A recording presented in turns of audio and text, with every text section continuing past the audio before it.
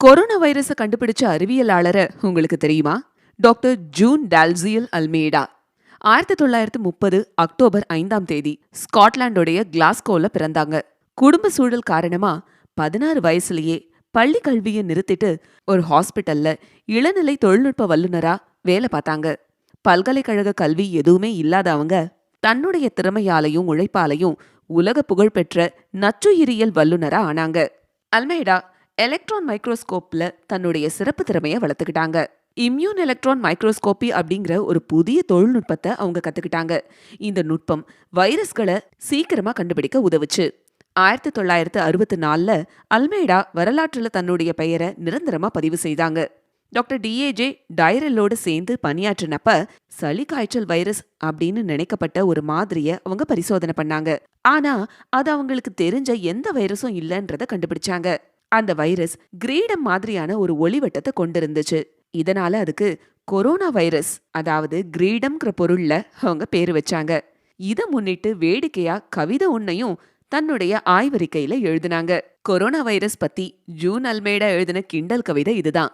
Virus virus shining bright in the phosphotung-stick night, what immortal hand or eye dare frame thy five-fold symmetry?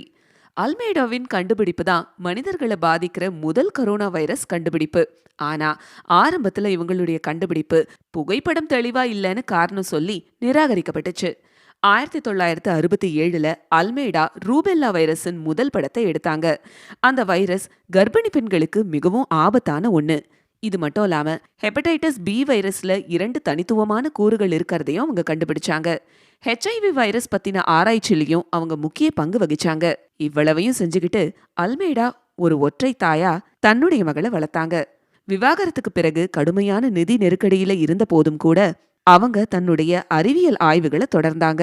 தன்னுடைய வாழ்நாள்ல 103 அறிவியல் கட்டுரைகளை எழுதியிருக்காங்க. Royal post graduate medical ஸ்கூல்ல அவங்க பல மருத்துவர்களுக்கு இம்யூன் எலக்ட்ரான் மைக்ரோஸ்கோபி நுட்பத்தை கற்றுக் கொடுத்தாங்க.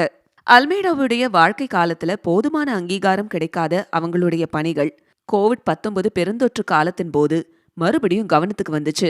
2019ல சீனால அடையாளம் தெரியாத ஒரு புது வைரஸ் தோன்றினப்ப ஆய்வாளர்கள் அல்மேடாவுடைய முன்னோடி பணிகளையும் நுட்பங்களையும் பயன்படுத்தி இது இன்னொரு கொரோனா வைரஸ் தான்னு கண்டுபிடிச்சாங்க.